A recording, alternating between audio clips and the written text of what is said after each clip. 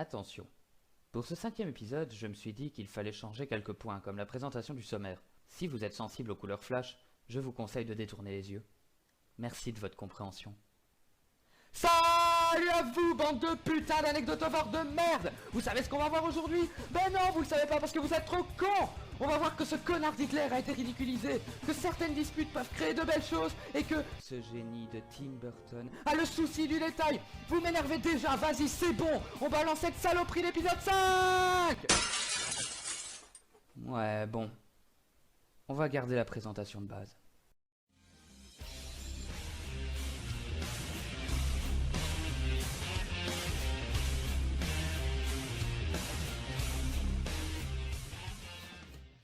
Bon, remettons-nous de l'intro avec un petit point religion.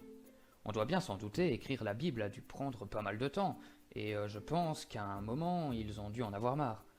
En tout cas, c'est un peu ce que nous montre Saint Jean au verset 11.35 de son évangile. Jésus pleura. Il s'agit du verset le plus court de la Bible. Ça doit être drôle, une messe où on lit uniquement ce verset. En tout cas, ça serait vite fini. Si je vous dis Steve Jobs, Steve Wozniak et Pomme, vous me répondez Samsung? Apple, évidemment. Ce que peu de gens savent, c'est que, à la base, ils étaient 3 associés.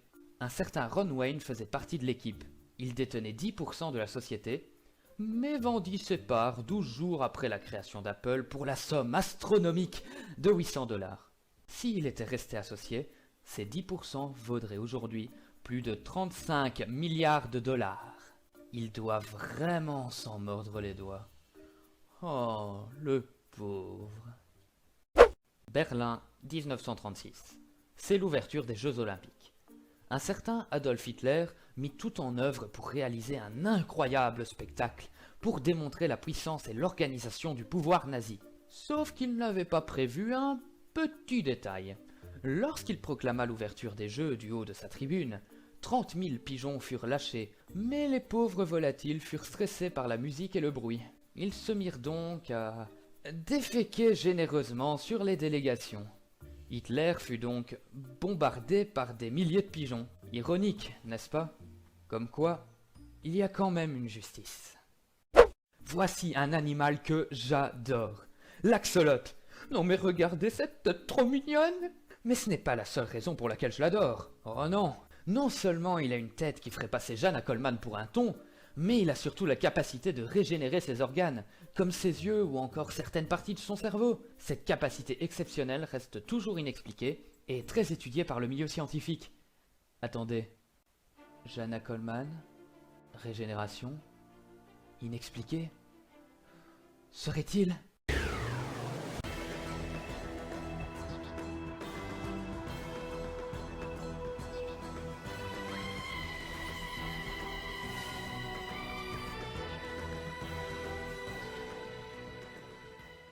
Mon rêve s'est réalisé. Je vais vous montrer l'une des premières Lamborghini. Ça choque, n'est-ce pas?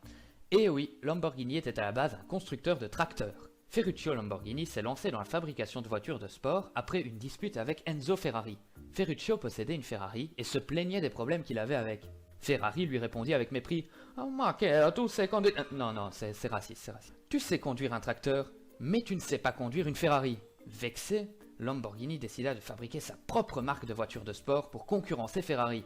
Une dispute peut parfois permettre de belles créations.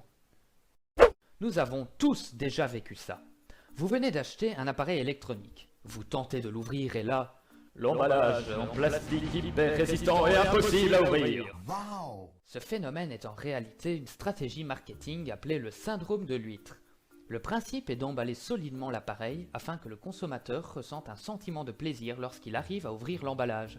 Quand je pense qu'il y a quand même un sadique qui s'est dit « je vais trouver un moyen de torturer psychologiquement un consommateur qui vient d'acheter un objet super cher. » C'est mal de faire ça, ok? C'est mal. Une petite loi stupide? Mais bien sûr! Direction l'Alabama. Là-bas, il est illégal de porter une fausse moustache lorsque l'on se rend à l'église. Et là, je vais vous avouer que je comprends pas vraiment pourquoi. Sûrement parce que notre visage n'est pas à découvert si on porte une fausse moustache.